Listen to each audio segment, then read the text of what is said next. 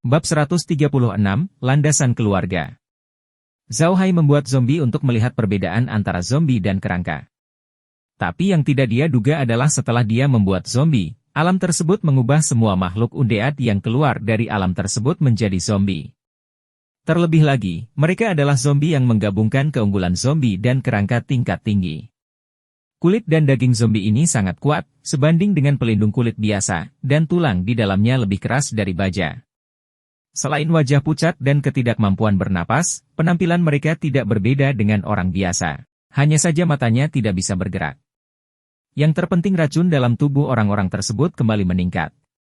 Selain racun asli, racun zombie juga telah ditambahkan.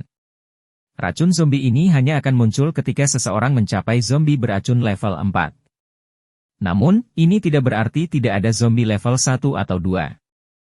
Hanya saja racun zombie tersebut disembunyikan di dalam tubuh zombie level 1 dan 2, dan ruang tersebut hanya mengekstraksi racun tersebut dan memperkuatnya. Pada saat yang sama, makhluk undead dan beberapa zombie ini memiliki metode serangan seperti kuku mereka tumbuh lebih panjang dan memiliki kekuatan tak terbatas. Bahkan Zhao Jia dan yang lainnya juga sama. Bisa dibayangkan apa yang akan terjadi jika penyihir undead seperti Zhao Jia dan yang lainnya muncul di benua itu, mengenakan jubah ajaib, dan melepaskan mantra sihir satu demi satu. Ketika warriors mendekati mereka, mereka akan menghajar mereka setengah mati dengan satu pukulan. Hanya ada sedikit orang di benua ini yang mempraktikkan sihir dan seni bela diri. Bukan karena mereka tidak baik. Sebaliknya, kekuatan keduanya sangat kuat di tahap awal. Di bawah level 5, orang yang mempraktikkan keduanya dapat dengan mudah mengalahkan lawannya. Namun, ceritanya berbeda setelah level 5. Setelah level 5, jika seseorang ingin mencapai level yang lebih tinggi, mereka tidak hanya harus mengandalkan kerja keras. Setelah level 5, apakah itu sihir atau energi pertempuran, setiap peningkatan akan sangat sulit. Bagi orang yang berlatih sihir dan seni bela diri, setelah level 5, kesulitan setiap level tidak akan sesederhana 1 tambah 1 sama dengan 2. Jika mereka berhenti berlatih sihir dan seni bela diri saat ini dan hanya berlatih satu saja, itu juga tidak akan berhasil. Sihir dan seni bela diri saling melengkapi. Begitu mereka mulai berlatih keduanya, mereka harus menjaga tingkat sihir dan seni bela diri tetap sama. Kalau tidak, mereka akan mudah mengamuk.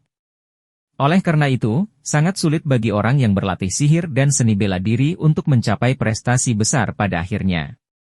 Umumnya, mereka akan kesulitan untuk maju setelah mencapai level 6 atau 7.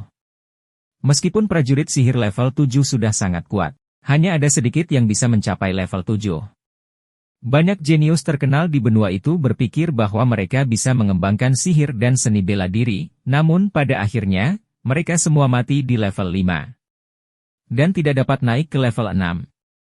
Hanya sedikit dari mereka yang mencapai level 6, dan bahkan mereka yang mencapai level 6 mungkin akan terjebak di sana selama sisa hidup mereka, dan hanya sedikit dari mereka yang dapat mencapai level 7. Saat ini hanya ada sedikit orang di benua ini yang mempraktikkan sihir dan seni bela diri.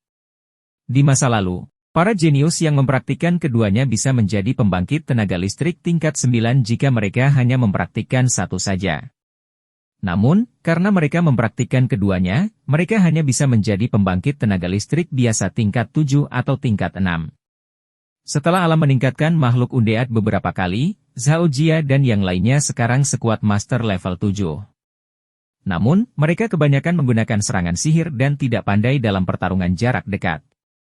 Mereka belum mempelajari kekuatan tempur atau seni bela diri, jadi mereka hanya bisa bertarung berdasarkan naluri. Adapun makhluk undead yang merupakan prajurit, mereka terutama menggunakan seni bela diri dan tidak mengetahui sihir. Namun, serangan mereka tidak lebih buruk dari serangan penyihir seperti Zhao Jia. Binatang ajaib yang keluar dari rawa busuk sekarang berlumuran daging dan darah, dan kekuatan tempur mereka tidak lebih buruk dari para prajurit. Binatang ajaib ini telah ada lebih lama daripada para prajurit, dan rawa busuk bukanlah tempat yang damai.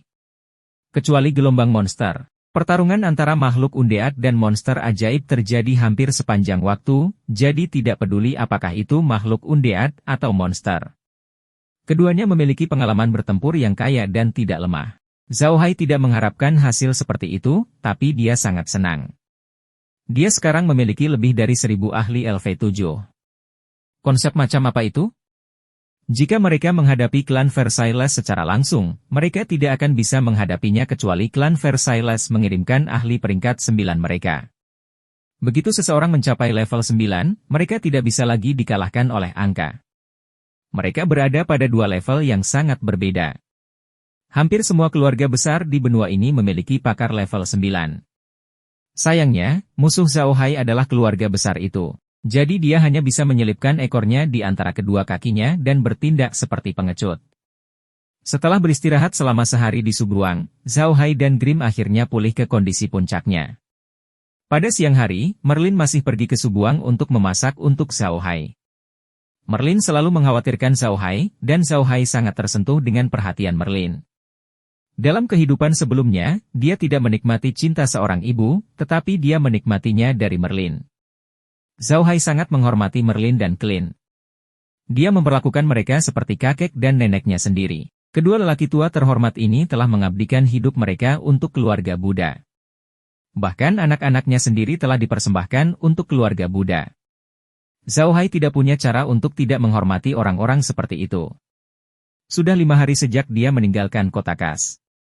Pertanian Zhao Hai masih menanam lobak dan buah minyak. Sekarang, dia menghasilkan hampir 300 MU lobak dan 22 musim buah minyak, yang merupakan jumlah yang luar biasa. Namun, Zhao Hai berencana berhenti menanam lobak setelah panen musim ini. Dengan hasil 8.000 jin per MU lobak, dia mendapat hasil hampir 300 MU, yang cukup baginya untuk berdagang dengan Laura untuk sementara waktu. Di peternakan, dia telah memanen 2.000 kelinci dewasa, dan dia akan segera bisa memanen kelinci besar lainnya. Itu berarti dia memiliki 2.000 kelinci besar sekarang, dan 1.000 lainnya akan segera dewasa. Ada lebih banyak lagi bayi kelinci. Dia memiliki lebih dari 100.000 bayi kelinci sekarang.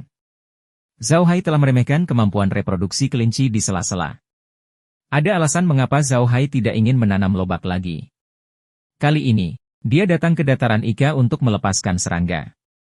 Kadipaten Versailles pasti akan mengalami kekurangan makanan. Jika saat itu tiba, mungkin akan terjadi kelaparan. Zhao Hai bersiap menanam lebih banyak jagung di masa depan. Dia mungkin bisa mendapatkan uang dengan cara ini. Meskipun Zhao Hai ingin menggunakan bencana serangga untuk menangani keluarga Versailles, dia tidak ingin berakhir seperti orang kelaparan. Sebagian besar makanan di Kadipaten Versailles diproduksi di dataran Ika. Jika dataran Ika dihentikan produksinya, tekanan pada pasokan makanan di Kadipaten Versailles akan sangat besar. Siapa yang paling menderita pada tahun terjadinya bencana besar? Bukan para bangsawan atau orang kaya, tapi rakyat biasa. Jika Kadipaten Versailles benar-benar kehabisan makanan, rakyat biasa akan kesulitan dengan makanan. Saat itu, mungkin saja ada pemandangan tragis orang-orang yang menukar anaknya dengan makanan. Zhao Hai membenci keluarga Versailles karena selalu menemukan masalah dengannya, tapi dia tidak ingin rakyat jelata menderita. Jika dia benar-benar melakukan itu, dia tidak akan bisa tidur nyenyak di kemudian hari. Selain itu, Zhao Hai berpikir jika dia benar-benar menggunakan jagung untuk mengatasi krisis pangan keluarga Versailles, dia akan dapat menghasilkan banyak uang. Yang terpenting, dia bisa meningkatkan status Laura di keluarga Versailles. Jika Zhao Hai ingin menggunakan jagung untuk membantu mereka, dia harus menjual jagung tersebut. Tentu saja dia tidak bisa melakukannya sendiri. Dia hanya bisa melakukannya melalui Laura. Begitu Laura menggunakan jagung untuk membantu mereka, tidak perlu dikatakan lagi bahwa dia adalah dermawan terbesar bagi keluarga Versailles. Secara alami, statusnya di hati mereka akan meningkat. Namun, ini hanya prediksi Zhao Hai. Masih sulit untuk mengatakan apakah semuanya akan berjalan lancar. Ada banyak perusahaan dagang besar lainnya di Kadipaten Versailles. Perusahaan dagang ini memiliki kemampuan untuk mengangkut makanan dalam jumlah besar ke Kadipaten Versailles dalam waktu singkat. Perusahaan dagang besar ini memiliki kemampuan untuk memecahkan masalah pangan di Kadipaten Versailles. Malam berikutnya, Zhao Hai dan Grim keluar dari dimensi. Clint membawa Zhao Hai melewati penahan angin dan masuk ke dataran Ika. Zhao Hai tertegun ketika memasuki dataran Ika. Ia lahir di bagian utara Tiongkok, yang juga merupakan dataran. Namun, ada terlalu banyak orang di Tiongkok pada saat itu. Orang bisa melihat ujung tanah dengan sekali pandang, diikuti oleh rumah-rumah. Itu jauh lebih mengejutkan dibandingkan apa yang dia lihat di Ika Plains. Itu terlalu mengejutkan. Sekilas, ombak gandum hijau yang bergulung-gulung itu seperti lautan. Tidak ada akhirnya. Anda tidak dapat melihat orang, rumah, atau pepohonan sama sekali. Yang ada hanya ladang gandum. Adegan itu hanya bisa digambarkan sebagai sesuatu yang mengejutkan. Ini juga pertama kalinya Grimm melihat pemandangan seperti itu. Dia butuh waktu lama untuk mengatur napas dan menghela nafas. Quote, itu sangat indah dan spektakuler. Saya tidak menyangka pertanian bisa menghasilkan pemandangan yang begitu spektakuler. Zhao Hai juga kembali sadar. Matanya bersinar saat dia berkata, quote, ini bukan apa-apa. Di masa depan, kita akan mengubah lahan hitam menjadi seperti ini. Saya yakin ini akan lebih spektakuler dari ini. Clint menganggukkan kepalanya. Dia sangat jelas bahwa tanah di tanah terlantar berwarna hitam hanya lebih besar dari ini. Jika lahan di sana benar-benar diperbaiki, mereka mungkin bisa melihat pemandangan yang lebih spektakuler dan mengejutkan. Langit baru saja berubah gelap, jadi mereka masih bisa melihat apapun. Zhao Hai dan Green tidak bergerak, tetapi dengan cermat mengamati situasi di lapangan. Dataran Ika bukanlah tempat tanpa manusia yang tinggal. Sebaliknya, ada banyak desa tempat tinggal masyarakat. Sebagian besar desa-desa ini memiliki rumah jerami, dan orang-orang yang tinggal di dalamnya semuanya adalah budak. Hanya 1 atau 2 rumah yang terlihat bagus. Tampaknya orang-orang yang bertanggung jawab sedang menjaga para budak. Ada banyak desa seperti ini di dataran Ika. Setiap desa memiliki 1 atau 2 pengurus yang mengelola puluhan hingga ratusan budak. Mereka didistribusikan ke seluruh dataran Ika dan telah melayani keluarga Versailles selama beberapa generasi. Namun, Zhao Hai dan Green juga memperhatikan bahwa kehidupan para budak ini jauh lebih baik daripada di tempat lain. Mereka makan tepung putih dan pakaian mereka lengkap. Mereka juga tidak dibagi menjadi beberapa tim seperti para budak di tempat lain. Sebaliknya, mereka membentuk keluarga. Jika bukan karena tanda budak di tubuh mereka, mereka akan terlihat lebih seperti warga sipil yang miskin. Bab 137, Krisis Bak. Faktanya, situasi ini mirip dengan apa yang dibayangkan Zhao Hai tentang gurun tanah hitam di masa depan. Namun, Zhao Hai tidak akan mengirim siapapun untuk peduli pada mereka. Jika dia ingin membiarkan para budak membangun desa, pertama-tama dia akan mengembalikan status budak itu sebagai warga sipil. Sepertinya keluarga Versailles mengerti bahwa jika mereka ingin kudanya berlari, mereka harus membiarkan kudanya memakan rumput. Mereka memberi para budak kehidupan yang lebih baik daripada yang lain dan mengizinkan mereka memulai sebuah keluarga di sini. Pada akhirnya, itu semua untuk diri mereka sendiri. Bahkan keluarga besar seperti keluarga Versailles tidak dapat membeli ratusan ribu budak setiap tahun untuk menambah nafkah keluarga mereka. Akan sangat rugi jika mereka melakukan hal itu. Oleh karena itu, mereka menahan para budak di sini sehingga para budak dapat memulai keluarga mereka sendiri. Anak-anak ini akan dilahirkan sebagai budak, dan budak seperti itu seringkali lebih berguna daripada budak yang baru dibeli. Zhao Hai dan Green melihat beberapa desa dan berhenti. Bagaimanapun semuanya sama, jadi tidak masalah apakah mereka melihatnya atau tidak. Mereka harus fokus pada bisnis mereka. Zhao Hai memilih tempat yang jauh dari tempat tinggal rakyat dan berhenti. Dia belum menggunakan kekuatan serangan kumbang itu, jadi dia ingin melihat seberapa kuat kumbang itu kali ini. Glenn berdiri di samping Zhao Hai dan menatapnya tanpa bergerak. Dia benar-benar ingin melihat betapa kuatnya hama yang disebutkan Zhao Hai. Keduanya sebenarnya memiliki pemikiran yang sama. Zhao Hai mengangkat tongkat roh jahat dan berkata dengan suara rendah, "Lepaskan kumbang itu." Sebuah proyeksi segera keluar dari staf dan berhenti di depan Zhao Hai. Kemudian, terdengar pesan, "Host, silakan pilih area efek. 1 MU, 10 MU, 100 MU. 3 opsi muncul di proyeksi. Zhao Hai segera mengerti maksudnya dan memilih 100 MU. Namun proyeksi tersebut tidak hilang. Sebaliknya, itu berubah menjadi gambar yang berbeda. Sistem notifikasi berbunyi lagi, quote, "Silakan pilih momen yang diambil. 1. Setiap pengambilan gambar. 2. Setiap standar. 3. Setiap pengambilan gambar. 4. Setiap pengambilan gambar. 5. Setiap pengambilan gambar." Ada total 5 opsi. Zhao Hai berpikir sejenak dan melihat tanaman yang mirip gandum. Dia mengambil keputusan dan memilih 5 tertinggi pertanaman, yang merupakan pilihan terbanyak. Zhao Hai mengira itu saja, tetapi pemandangan di proyeksinya berubah. Pengumuman sistem datang lagi, quote, silakan pilih waktu hidup kumbang tersebut. Suatu hari, 7 hari, 10 hari, 1 bulan. Bab Envel baru diterbitkan pada. Zhao Hai segera memilih opsi, 1 bulan. Setelah itu, suara dari alam berhenti, dan proyeksinya juga menghilang. Cahaya kuning samar keluar dari tongkatnya, dan cahaya itu menghilang dalam sekejap. Kemudian, Zhao Hai dan Green mendengar suara gemerisik dari ladang gandum di depan mereka. Mereka melihat ke bawah dan merasakan hawa dingin merambat di punggung mereka. Ternyata di ladang gandum di hadapan mereka, ada 5 ekor cacing daging gemuk yang merayap di setiap batang gandum. Mereka menggerogoti gandum dengan sekuat tenaga. Dan dalam waktu singkat, mereka telah menggerogoti daun gandum hingga membuat lubang besar. Zhao Hai dan Grim merasakan kulit kepala mereka kesemutan saat melihat ini. Mereka tidak pernah menyangka hal ini akan terjadi. Melihat bayangan ini, batang gandum ini mungkin akan dimakan oleh 5 serangga gemuk ini dalam waktu dekat. Zhao Hai berdiri tegak dan menghela napas panjang. Green juga berdiri dan menatap Zhao Hai dengan kaget. Tuan muda, apakah ini fungsi pengendalian hama yang Anda bicarakan? Zhao Hai mengangguk. Itu benar. Inilah kekuatan serangan hama.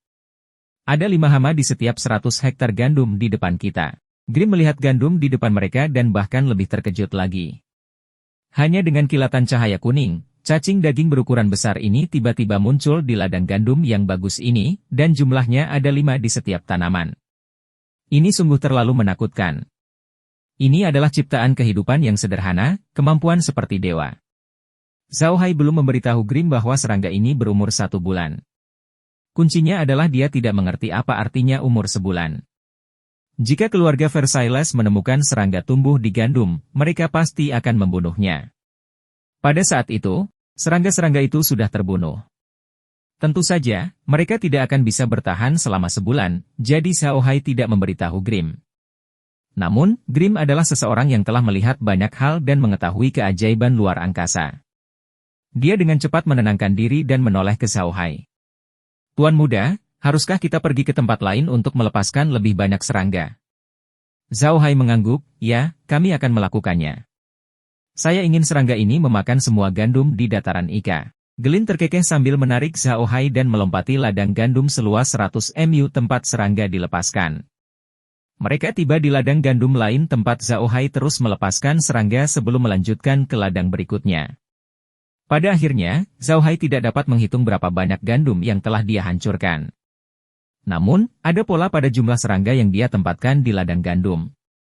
Dia memulai dari tepi hutan untuk memberikan kesan kepada keluarga Versailles bahwa serangga itu diproduksi secara alami. Malam itu, Zhao Hai dan Gelin sangat lelah. Mereka berlarian tanpa henti. Zhao Hai tidak membiarkan alien itu keluar. Aneh karena saat dia membuat zombie, semua makhluk undead yang ada di luar angkasa berubah menjadi zombie. Hanya aliennya yang tidak berubah dan tetap sama. Ini adalah hal yang baik untuk Zhao Hai. Jika alien juga menjadi seperti itu, dia tidak akan bisa memasuki ruang alien itu sama sekali karena di luar ada darah dan daging. Mustahil baginya untuk melihat langsung situasi di luar. Kali ini, Zhao Hai tidak melepaskan xenomorph. Mereka terlalu besar dan mudah terekspos. Mereka juga akan meninggalkan jejak. Jika keluarga Versailles melihat jejaknya, mereka mungkin mengetahui bahwa bencana serangga itu disebabkan oleh manusia. Itu buruk. Ada sekitar 3 jam tersisa sebelum fajar. Zhao Hai dan Grim kembali ke medium untuk beristirahat. Grim tahu bahwa para budak tidak akan menunggu sampai langit benar-benar cerah sebelum mereka mulai bekerja. Pengawas tidak akan membiarkan para budak beristirahat terlalu lama. Jika mereka menunggu sampai langit cerah sebelum beristirahat, mereka mungkin akan ketahuan. Mereka berdua benar-benar kelelahan malam itu. Mereka pergi tidur segera setelah memasuki ruang sela. Situasi di luar ruang sela ternyata lebih buruk dari yang mereka bayangkan. NBSP, Zhao Hai telah meremehkan kerusakan yang bisa ditimbulkan oleh serangga terhadap tanaman. Kelima serangga berdaging itu telah menggigit bibit tersebut tanpa istirahat. Kerusakan yang mereka timbulkan terhadap gandum tidak dapat dibayangkan. Malam itu, banyak gandum yang telah digerogoti hingga batangnya gundul. Yang lebih menakutkan lagi adalah cacing daging yang telah menghabiskan satu batang gandum tidak hilang. Sebaliknya, mereka merangkak turun dari satu batang ke batang lainnya. Zhao Hai tidak tahu bahwa mereka sebenarnya telah pergi ke lebih dari 100 tempat malam itu. Jika Grim tidak mencapai puncak level 8, dia tidak akan mampu mencapai kesuksesan seperti itu. Ini berarti Zhao Hai dan yang lainnya telah menempatkan serangga di lebih dari 10.000 hektar ladang gandum, 5 serangga di setiap gandum. Pada saat mereka menempatkan serangga di tempat terakhir, 100 hektar lahan pertama telah dimakan oleh serangga. Pasukan serangga perkasa mulai berkembang. Zhao Hai dan Gelin pergi tidur setelah memasuki ruangan, jadi mereka tentu saja tidak tahu apa yang terjadi di luar. Saat matahari hendak terbit, para budak pun terbangun. Pekerjaan utama mereka sekarang adalah menyiangi ladang gandum. Jika mereka menemukan serangga, mereka harus membunuhnya. Saat itu bukan musim sibuk, jadi para budak relatif santai. Mereka bangkit dan pergi berpatroli di ladang. Adapun para budak dari negeri tempat Zhao Hai dan yang lainnya melepaskan serangga, mereka tercengang ketika sampai di ladang. Kulit kepala mereka mati rasa saat melihat pemandangan di depan mereka. Banyak serangga gemuk tergeletak di atas bibit gandum, menggerogotinya dengan gila-gilaan. Melihat ke kejauhan, bibit gandum sudah tidak utuh lagi, hanya menyisakan batang gandum hijau yang berdiri di sana. Belum lagi para budak, bahkan para pengawas pun tercengang. Mereka melihat pemandangan di depan mereka dengan tidak percaya. Ini terlalu mengerikan. Tiba-tiba, salah satu budak bereaksi. Dia berteriak dan bergegas ke ladang gandum. Dia terus memukul serangga di ladang gandum ke tanah dan kemudian menginjaknya untuk membunuh mereka. Reaksi budak itu membuat yang lain ikut bereaksi. Mereka segera menerkam serangga itu dan menghajarnya hingga jatuh ke tanah, menginjaknya hingga mati. Supervisor juga sadar. Dia melihat situasi di lapangan dengan wajah pucat lalu melihat sekeliling. Dia tidak pergi bersama para budak untuk memusnahkan serangga. Sebaliknya, dia berbalik dan lari ke desa kecil tempat mereka tinggal. Di desa kecil mereka, mereka memelihara sejumlah rusa kutub. Rusa kutub bersisik ini dapat digunakan untuk membajak tanah. Jika terjadi sesuatu, mereka bisa ditunggangi untuk melapor. Menir ini ingin menunggangi rusa kutub bersisik untuk mengirim pesan kepada keluarga. Pengawas telah melihat bahwa ada lebih dari sebagian kecil serangga tersebut. Sejauh yang dia bisa lihat, sebagian besar ladang gandum telah digerogoti hingga bersih. Ia tidak mengetahui seberapa luas wilayah bencana serangga tersebut, namun ia yakin jika bencana serangga tersebut tidak dapat dipadamkan secepatnya, produksi pangan di dataran Ika ini akan sangat berkurang. Yang tidak diketahui supervisornya adalah banyak orang dengan status yang sama dengannya melakukan hal yang sama. Mereka semua sedang menunggangi kuda bertanduk bersisik menuju stasiun relay keluarga Versailles. Alasan mengapa para budak menghabiskan begitu banyak upaya untuk membunuh serangga adalah jika mereka tidak dapat memanen makanan di ladang mereka, makanan yang mereka dapatkan juga akan berkurang. Mereka sudah mengalami kesulitan, dan jika makanannya dikurangi, akan lebih buruk lagi. Bisnis keluarga Versailles di dataran Ika cukup bagus. Selain desa-desa kecil tempat para budak tinggal, ada sebuah tempat kecil seperti pos tidak jauh dari sana. Biasanya digunakan untuk menyampaikan pesan dan mendistribusikan materi kepada para budak. Selama panen musim gugur, tempat ini akan menjadi tempat penyimpanan biji-bijian yang didedikasikan untuk mengumpulkan biji-bijian. Keluarga Versailles menggunakan stasiun relay ini untuk mengendalikan seluruh dataran Ika. Dimanapun berada, mereka akan bisa mendapatkan berita dalam waktu sesingkat-singkatnya jika ada pergerakan. Bab 138, Laporan Mendesak. Nate adalah kepala stasiun relay keluarga Versailles. Bagi keluarga Versailles, ini adalah posisi yang menguntungkan. Mereka dapat mengambil sebagian dari perbekalan yang dibagikan kepada para budak, dan sebagian lagi dari hasil panen makanan. Biasanya, mereka akan memelihara 1 atau 2 ekor kuda seperti kuda pengejar angin atau anak kuda api, yang berlari lebih cepat untuk mengirim pesan. Tentu saja, makanan yang mereka makan tidak bisa dibandingkan dengan rusa kutub pada umumnya.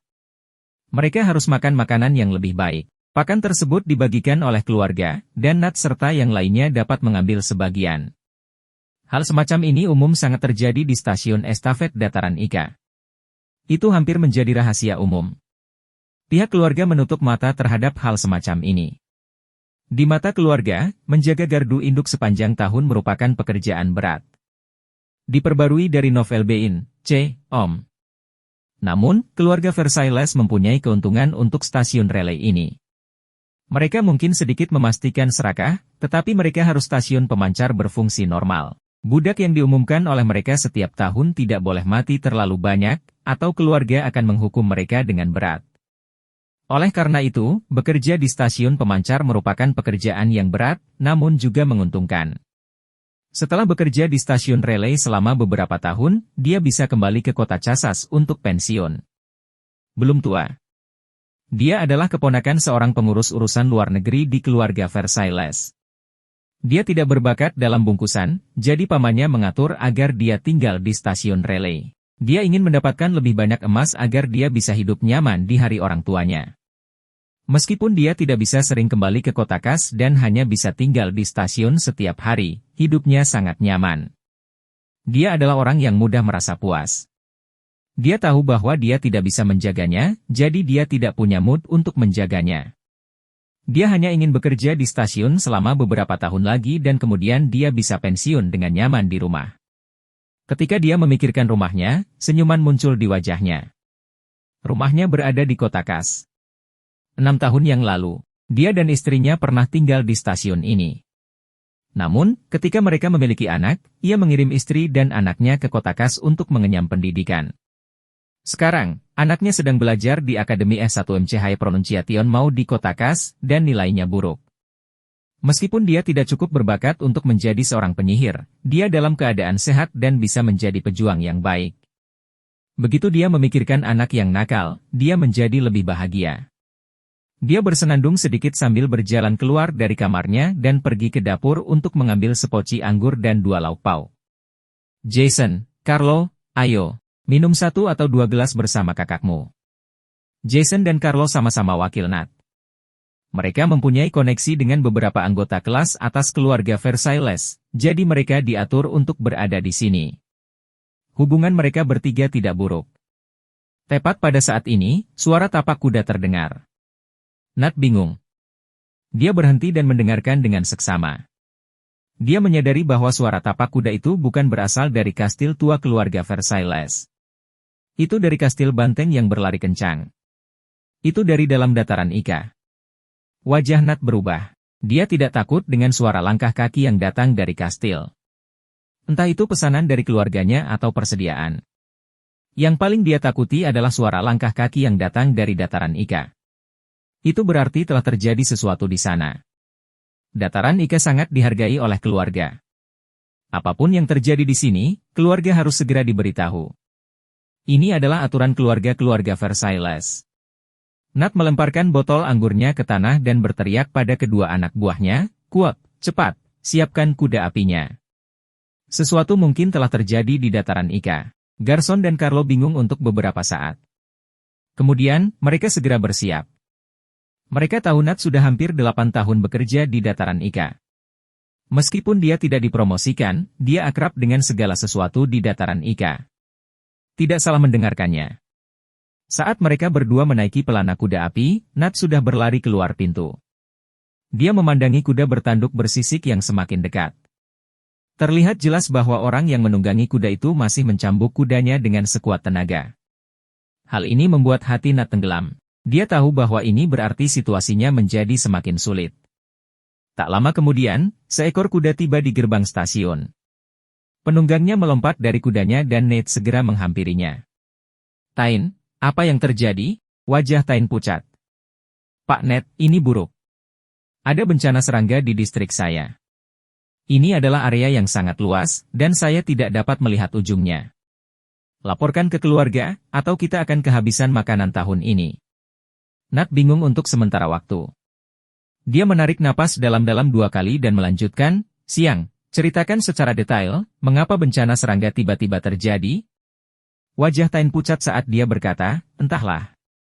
Kemarin masih baik-baik saja, namun saat saya bangun pagi ini, saya menemukan sejenis serangga besar berwarna putih yang sudah memakan banyak gandum. Ada banyak bug seperti ini, dan jika kita tidak bisa menghilangkannya sesegera mungkin, konsekuensinya tidak terbayangkan. Jika memungkinkan, saya berharap keluarga dapat mengirimkan penyihir." Saat mendengar Tain mengatakan ini, Nat semakin terkejut. Dia tahu betul bahwa ada beberapa jenis alarm dalam keluarga. Level terendah bisa ditangani oleh beberapa prajurit. Tingkat menengah biasanya mengirim pasukan yang tidak lebih dari 1.000 orang. Yang berlevel tinggi akan membutuhkan penyihir dan pasukan lebih dari 1.000 orang. Sekarang setelah Tain mengatakan ini, dia meminta keluarganya untuk mengirim pasukan yang terdiri lebih dari 1.000 orang dan penyihir untuk menyelesaikan masalah di sini.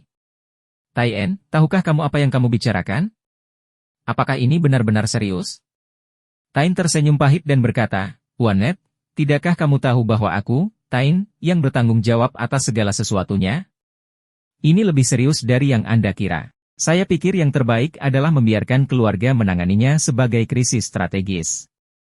Nat tidak berkata apa-apa. Tain dulunya adalah seorang prajurit di keluarganya. Dia terluka dan tidak bisa melawan lagi, jadi dia dikirim ke sini untuk menjadi supervisor. Namun, karena dia seorang prajurit, dia sangat bisa diandalkan. Selain itu, setelah melalui perang, dia lebih tahu daripada Nat apa arti krisis strategis. Jadi ketika dia mendengar Tain mengatakan itu, Nat tahu bahwa situasinya sangat serius. Baiklah, kata Nat pada Tain, saya akan mengirim pesan ke kastil banteng yang berlari kencang. Anda kembali dan mengatur tim untuk membasmi serangga. Tain merespons, berbalik, dan melompat ke rusa kutub bersisiknya, kembali ke tempat dia datang. Saat ini, Jason dan Carlo juga telah menyiapkan kuda api. Mereka telah menyiapkan total 3 ekor kuda. Nat menoleh ke arah mereka berdua dan berkata, segera kirimkan surat ke semua stasiun relay di daerah tersebut dan beritahu mereka untuk menginformasikan desa-desa di bawah agar memperhatikan bencana serangga dan memusnahkan serangga. Saya akan pergi ke kastil banteng yang berlari kencang untuk mengirim surat itu. Mereka berdua mengangguk, menaiki kudanya, dan lari bersama Nat. Dibutuhkan 2 hari untuk sampai ke kastil dari sini, tetapi jika ada keadaan darurat, mereka cukup mengganti kuda dan mempercepat ke kastil, yang hanya akan memakan waktu 1 hari. Sekarang, dia sangat membutuhkan bantuan, jadi dia mengganti kudanya dan langsung menuju ke kastil. Kastil Raging Bull adalah kastil tua klan Versailles. Ada 3 tetua klan yang tinggal di sini sepanjang tahun. Pada saat yang sama, ada 5.000 penjaga Raging Bull, setidaknya 100 Death Warrior, 50 penyihir yang ditempatkan di sini sepanjang tahun. Ada juga sejumlah besar anggota klan dan pelayan. Itu bisa dianggap sebagai fondasi klan Versailles. Seluruh dinding luar kastil banteng berderap ini memiliki panjang 2.000 meter, tebal 5 meter, dan tinggi 15 meter. Itu terbuat dari tanah, dengan rumput di dalam tanah, lapisan tanah yang dipadatkan, dan lapisan bubur beras dituangkan di atasnya. Itu sangat kuat. Kastil banteng yang berlari kencang itu cukup ramai. Namun, ini bukanlah jalur lalu lintas utama. Hanya beberapa pedagang dari Kadipaten Versailles yang akan mendirikan toko di sini. Terlebih lagi, klan Versailles sangat ketat dalam pengelolaannya. Umumnya, mereka tidak mengizinkan pedagang yang tidak tahu apa-apa tentang latar belakang mereka untuk mendirikan toko di sini. Saat ini, ada sekitar 50.000 orang yang tinggal di seluruh kastil Raging Bull. Sebagian dari mereka tinggal di kastil, sebagian besar terkait dengan klan Versailles. Sisanya tinggal di luar kastil. Dari 5.000 penjaga banteng, 2.000 ditempatkan di kastil, dan 3.000 sisanya ditempatkan di kamp militer di luar kastil. Kastil dan kamp militer berada dalam formasi segitiga, saling berkoordinasi. Hari itu, kastil itu seperti biasa. Di pagi hari, gerbang kastil dibuka, dan semua orang sibuk dengan urusannya masing-masing. Itu sangat meriah. Segalanya tampak normal hari itu. Saat langit perlahan menjadi gelap, lonceng merdu berbunyi dari kastil. Orang-orang yang tinggal di sini tahu bahwa itu berarti kastil akan ditutup. Saat ini, suara tapak kuda terdengar dari kedalaman dataran Ika. Suaranya sangat mendesak, seperti tetesan air hujan. Orang-orang mau tidak mau menoleh untuk melihat. Segera, seekor kuda api berlari dari kejauhan. Saat ia berlari, ia berteriak, "Laporan mendesak! Laporan mendesak! Jangan tutup pintunya!"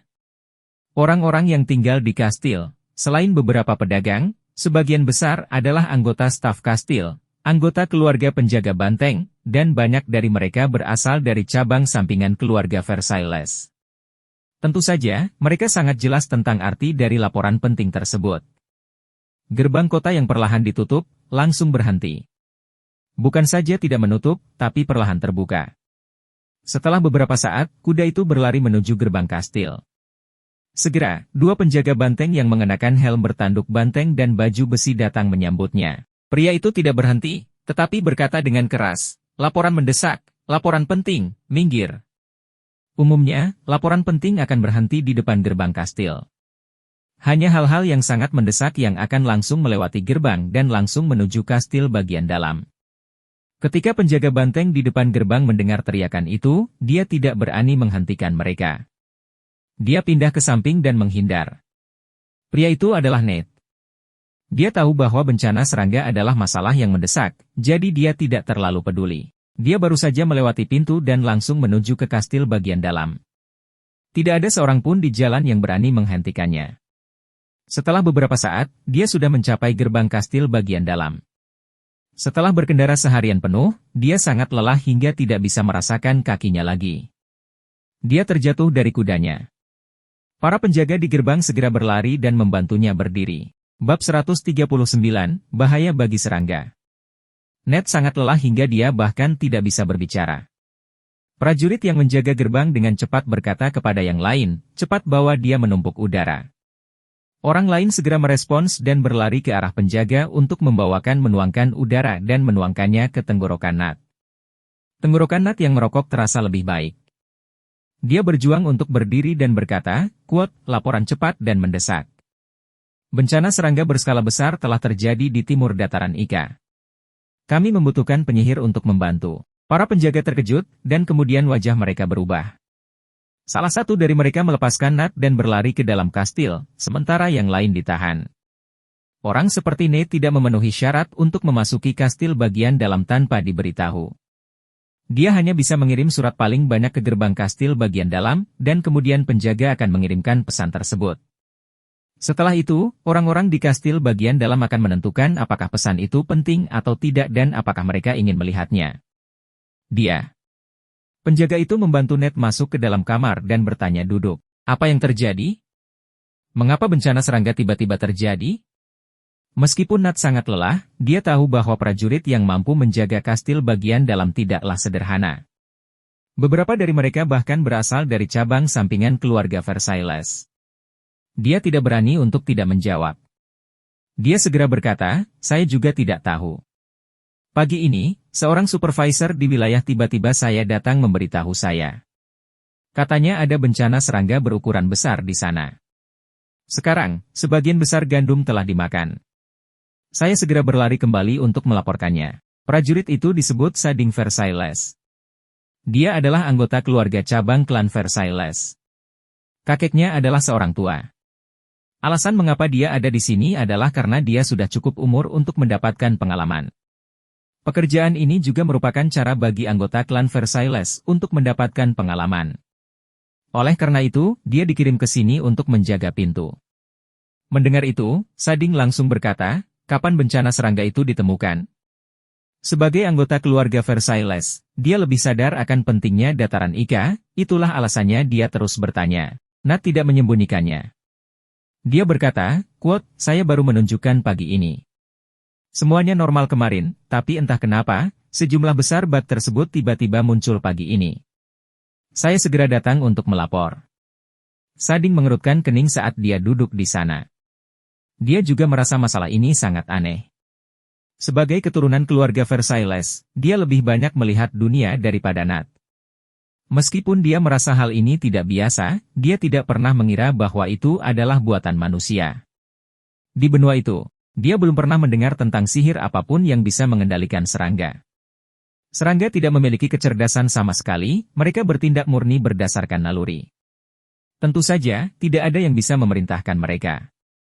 Serangga ini tidak memiliki kekuatan tempur sama sekali, jadi tidak ada yang berpikir untuk memerintah mereka. Di benua Bahtera, kekuatan adalah segalanya. Orang bahkan tidak akan melihat sesuatu tanpa kekuatan. Justru karena itulah meskipun Sading merasa masalah ini sangat merepotkan, dia tidak menganggapnya sebagai ulah manusia. Dia hanya mengira itu adalah bencana alam. Bukan berarti tidak ada wabah serangga di benua ini. Sebaliknya, benua Bahtera itu terlalu besar. Ada banyak bencana alam setiap tahunnya. Wabah serangga, kekeringan, dan banjir terjadi beberapa kali dalam setahun. Saat itu, prajurit yang pergi untuk melapor kembali dan berkata kepada Nete, "Cepat, ikuti aku. Yang lebih tua ingin bertemu denganmu." Ned terkejut, dan dia segera berdiri. Meskipun dia tidak cukup kuat, dia masih seorang prajurit level 4. Orang-orang di benua Bahtera memiliki tubuh yang jauh lebih kuat daripada orang-orang di bumi, jadi dia banyak pulih setelah istirahat sejenak. Ketika dia mendengar bahwa orang tua itu ingin menemuinya, dia segera berdiri. Sading dan prajurit yang pergi untuk melaporkan berita tersebut mengikuti Ned ke dalam kastil bagian dalam. Kastil bagian dalam mirip dengan kastil Gunung Besi. Begitu mereka memasuki kastil bagian dalam, mereka melihat lapangan latihan besar tempat banyak prajurit berlatih. Berjalan lebih jauh ke dalam, mereka sampai di aula tempat beberapa pelayan menangani urusan. Ada banyak rumah yang dibangun di sekitar dinding kastil bagian dalam, yang secara alami merupakan tempat tinggal para prajurit yang sedang berlatih. Sading dan penjaga lainnya membawa Ned ke pintu aula tempat seorang pramugara telah menunggunya. Melihatnya, dia berkata, "Ayo pergi, yang lebih tua sedang menunggu di dalam." Setelah mengatakan itu, dia membawa Ned ke dalam kastil. Sading dan prajurit lainnya tidak mengikutinya. Menurut aturan keluarga Versailles, penjaga seperti mereka tidak berhak masuk. Sading memperhatikan Ned memasuki kastil bagian dalam, lalu segera berbalik dan kembali ke kediamannya sendiri. Karena dia adalah anggota keluarga Versailles, statusnya di antara para prajurit tidaklah rendah. Dia punya kamarnya sendiri. Begitu kembali ke kamarnya, Sading segera menulis surat kepada kakeknya. Meskipun kakeknya adalah seorang penatua, dia tidak berada di kastil banteng yang berlari kencang sekarang. Sebaliknya, dia berada di Kansas City. Dia ingin memberitahu kakeknya tentang bencana serangga itu secepatnya. Setelah selesai menulis, ia menggulung surat itu menjadi gulungan kecil dan menyegelnya dengan lilin.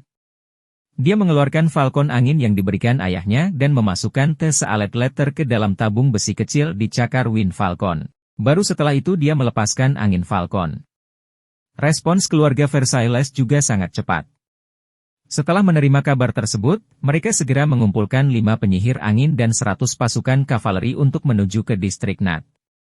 Zhao Hai dan Green tidak mengetahui hal ini.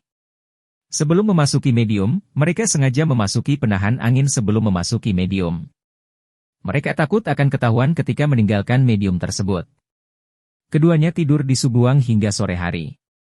Setelah makan siang yang telah disiapkan Merlin untuk mereka, mereka berdua pergi ke ruang tamu. Meg memberi mereka kea, dan Zhao Hai menyalakan layar, ingin melihat situasi di luar. Merlin dan Meg jarang keluar rumah selama 2 hari ini.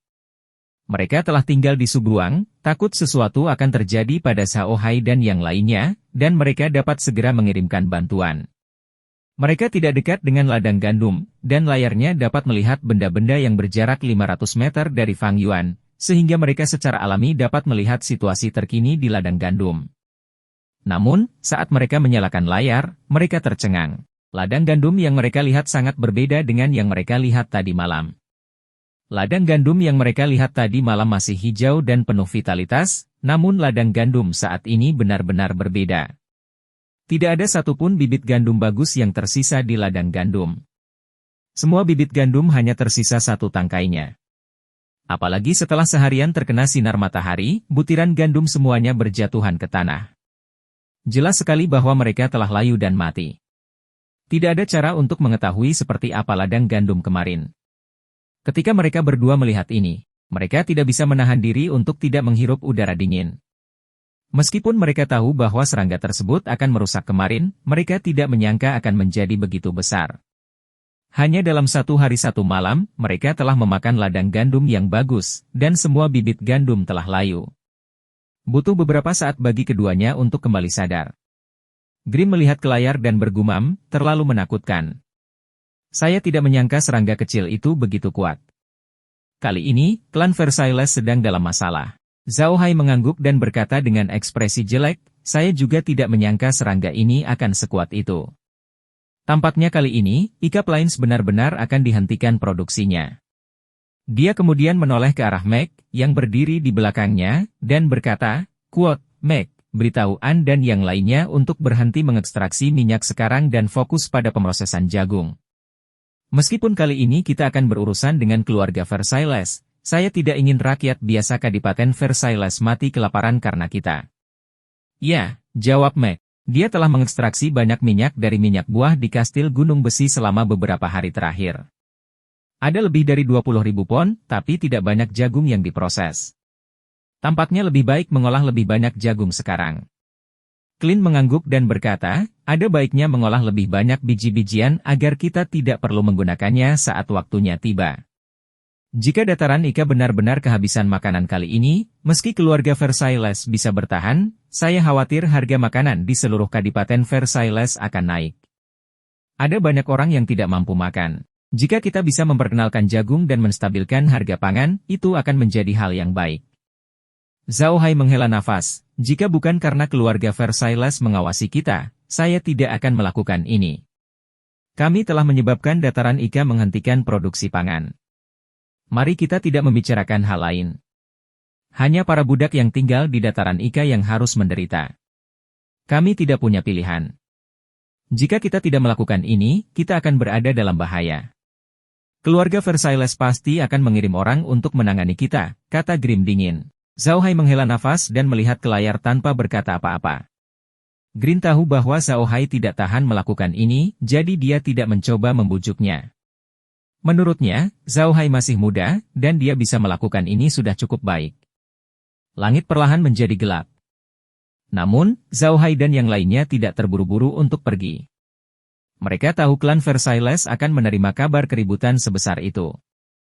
Jika mereka pergi terlalu dini, mereka mungkin ketahuan. Lebih baik mereka menunggu. Mereka menunggu sampai lewat jam 9, ketika langit di luar sudah gelap gulita. Zhao Hai dan Hijau keluar dari medium.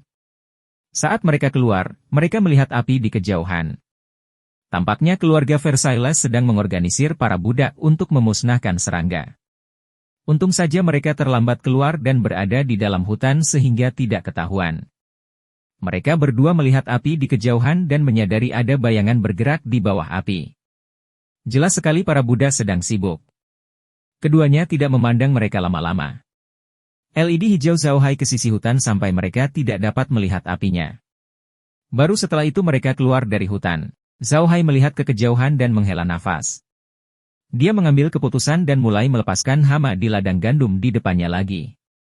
Kali ini, dia melepaskan 100 ml lahan sekaligus, dengan 5 hama di setiap tanaman. Hama tersebut bisa bertahan selama sebulan. Malam itu, Zhao Hai dan Green menempatkan hama di ladang gandum seluas 7.000 hektar sebelum kembali ke ruang asal.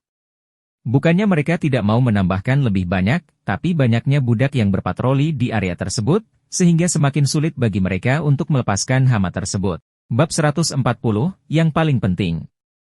Saat Zhao Hai dan Clint memasukkan cacing ke dalam tanah, para penyihir dan tentara dari keluarga Versailles telah tiba di daerah di bawah memberitahu Nat. Keluarga Versailles menyimpan catatan orang-orang yang bertanggung jawab di setiap stasiun. Jadi, saat Nat datang melapor, keluarga Versailles langsung mengetahui ada sesuatu yang terjadi di kawasan itu. Kali ini, 5 penyihir dan 100 pasukan tidak membawa Nete bersama mereka. Budidaya Nete tidak cukup kuat, dan membawanya hanya akan memperlambat kecepatan mereka. Karena itu, dia ditinggalkan di kastil banteng yang berlari kencang. Keluarga Versailles sangat menonjolkan bencana serangga ini. Jika tidak, mereka tidak akan mengirimkan 5 penyihir untuk mengamati situasi. Meskipun penyihir tidak lemah dalam pertarungan individu, kemampuan serangan kelompok mereka lebih kuat. Jika bencana serangga biasa benar-benar terjadi, penyihir dapat menggunakan beberapa mantra untuk melontarkan bencana serangga dalam sekejap. Namun, ketika mereka sampai di wilayah di bawah pengakuan Nat King, mereka tercengang. Mereka masih berada di ladang gandum. Tampaknya perang antara manusia dan serangga telah terjadi. Meskipun orang-orang yang terlibat dalam perang hanyalah budak, intensitas pertempuran tersebut di luar imajinasi mereka. Di ladang gandum, banyak serangga yang memakan bibit gandum di mana-mana. Para budak mencoba yang terbaik untuk menghajar serangga-serangga itu hingga jatuh ke tanah dan menginjak-injak mereka sampai mati. Tak jauh dari situ, banyak budak tergeletak di tanah. Budak-budak ini berbaring tegak, dada dan perut mereka naik dan turun sedikit. Namun, wajah mereka pucat dan mata tertutup. Mereka jelas kelelahan dan pingsan. Pemandangan di kejauhan membuat para penyihir dan 100 tentara terkesiap. Selain wilayah di bawah kutub utara, tempat lain juga terkena dampak serangga tersebut. Skala bencananya berada di luar imajinasi para penyihir. Salah satu penyihir api terkemuka melihat ini dan segera menoleh ke seorang prajurit di sekitarnya dan berkata, segera kembali ke kastil banteng yang berlari kencang dan melaporkan kepada para tetua bahwa situasi di sini di luar imajinasi kita. Minta keluarga untuk mengeskalasi krisis ini ke strategi krisis tingkat 1. Yang terbaik adalah meminta keluarga untuk segera mengirimkan bala bantuan, jika tidak, dataran Ika akan menghadapi krisis kepunahan hari ini. Prajurit itu adalah pemimpin tim kecil ini. Dia adalah seorang prajurit kelas 6. Setelah mendengar kata-kata penyihir itu, dia tidak berani membuang waktu. Dia membekukan kudanya dan menutupnya menuju kastil banteng. Penyihir terkemuka tidak segera pergi untuk membasmi serangga. Sebaliknya, dia menoleh ke arah prajurit itu dan berkata, "Kuat, semuanya, mundur 50 meter dan bersihkan bibit gandum di sana. Bangun zona anti serangga sepanjang 10 meter dan lebar dan tarik para budak. Wenger, obati para budak ini dan minta mereka membantu membangun zona anti serangga segera. Kirimkan seseorang untuk memberitahu tempat lain bahwa semua daerah bencana serangga harus melakukan hal yang sama." Beberapa prajurit yang menunggang kuda merespons dan berkeliling untuk memberitahu yang lain. Para warrior lainnya segera berangkat ke ladang dan menghabisi para budak yang pingsan karena kelelahan. Mereka kemudian dirawat oleh Wenger, seorang penyihir air. Penyihir api yang memimpin mengambil tongkat sihirnya dan melantunkan mantra dengan suara rendah. Seekor ular api muncul di depannya. Dia menunjuknya, dan ular api itu segera terbang menuju ladang. Sebuah penghalang yang panjangnya hampir 100 meter telah tercipta. Kekuatan gerakannya bisa dilihat. Penyihir lain juga menggunakan kekuatan magis mereka sendiri untuk membuat penghalang antara ladang gandum yang telah dimakan serangga dan ladang gandum yang tidak terpengaruh oleh serangga. Penyihir itu jelas sangat berpengalaman dalam menangani bencana serangga. Saat ini, cara terbaik untuk mengatasi cacing daging yang merayap ini adalah dengan membuat zona isolasi. Para prajurit juga mengeluarkan senjatanya dan mulai memasang sabuk isolasi sesuai permintaan penyihir. Sabuk isolasi lebarnya hampir 10 meter. Bisa dikatakan banyak ladang gandum yang terbuang sia-sia hanya dengan memasang sabuk isolasi. Para penyihir ini tidak pernah menyangka bahwa bencana serangga kali ini adalah ulah manusia, sehingga mereka hanya menganggapnya sebagai bencana serangga biasa.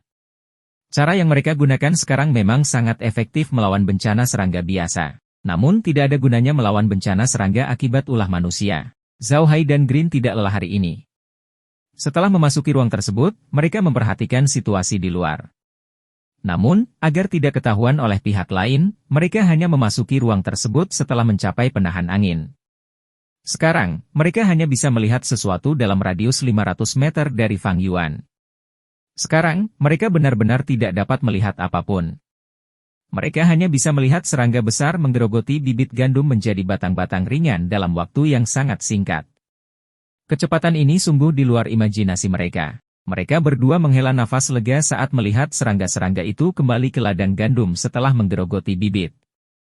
Grimm tersenyum dan berkata, "Sekarang saya tahu mengapa keluarga Versailles begitu hidup.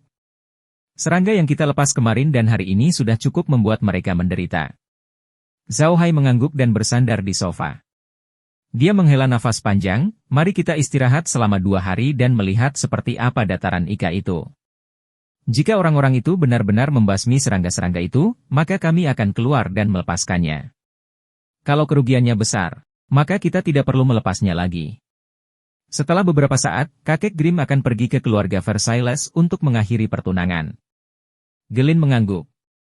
"Tuan muda, kenapa kita tidak kembali ke Stone Manor yang berantakan dulu? Kami akan kembali untuk melihat hasilnya dalam 2 hari. Seharusnya tidak ada yang bisa dilakukan dalam 2 hari ini." Zhao Hai menggelengkan kepalanya dan berkata, "Jangan kembali ke Rocky Mountain untuk saat ini. Kita pergi ke benteng Iron Mountain dulu dan mengambil minyak buahnya. Lalu, kami akan mengirimkannya ke kota Casar dan membiarkan Lola mencobanya. Pada saat yang sama, kami akan membeli beberapa tas kain yang bisa digunakan untuk menyimpan makanan.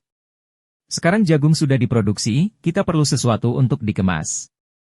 Kami akan memindahkan beberapa orang kembali dari Rocky Mountain dan meminta mereka terus mengekstraksi minyaknya. Saat ini, kami tidak dapat mengandalkan jagung untuk menghasilkan uang. Anggap saja ini sebagai permintaan maaf kepada rakyat jelata Kadipaten Versailles. Hijau menganggukkan kepalanya. Meskipun hatinya lebih keras daripada hati Zhao Hai, dia tidak ingin terlalu banyak orang tak bersalah mati karena operasi mereka.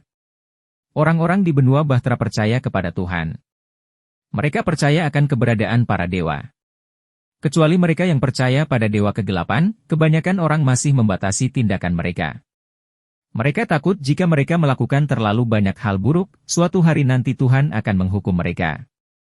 Setelah berdiskusi, mereka kembali ke kastil Gunung Besi, yang telah menjadi pabrik pengolahan besar yang mengolah jagung. Ada juga dua cara mengolah jagung. Salah satunya dengan mengupas dan membuang pusarnya, lalu mengolahnya menjadi jagung yang bisa dimakan. Orang utara menyebutnya ampas tepung jagung. Cara lainnya adalah dengan mengolahnya menjadi tepung jagung. Tepung jagung lebih merepotkan dibandingkan ampas tepung jagung, namun tidak terlalu merepotkan dalam penggilingan. Untuk mengolah jagung, Zhao Hai harus memindahkan sejumlah besar makhluk undead kembali dari Rocky Mountain untuk membantu mengolah jagung. Lagi pula, mereka punya banyak jagung. Jika ingin mengolah seluruh jagungnya, mereka harus terus mengeringkannya. Jika tidak, mereka tidak akan bisa menggunakan jagung pada saat darurat. Manusia memiliki energi yang terbatas. Meskipun para Buddha juga bisa mendorong roller, kekuatan fisik mereka terbatas. Untuk pekerjaan yang tidak membutuhkan banyak keterampilan seperti pemrosesan, itu diserahkan kepada makhluk undead. Karena alasan ini, Zhao Hai harus memelihara 100 kuda bertanduk bersisik di dalam medium. Dia meninggalkan 10 orang untuk menarik kereta dan mengubah sisanya menjadi zombie untuk menarik penggilingan. Dengan cara ini, kecepatan pemrosesan akan lebih cepat. Saat ini, Zhao Hai memiliki 10 batu giling dan 20 batu giling yang telah selesai. Jumlahnya tidak banyak dan kapasitas pemrosesannya terbatas. Pada akhirnya, Zhao Hai tidak punya pilihan selain membiarkan semua budak laki-laki membantu An dengan batu giling dan penggilingan. Sisa pekerjaan pemrosesan diserahkan kepada makhluk undead. Karena tugasnya, Zhao Hai tidak punya waktu untuk pergi ke ikap lain untuk melihat hasilnya.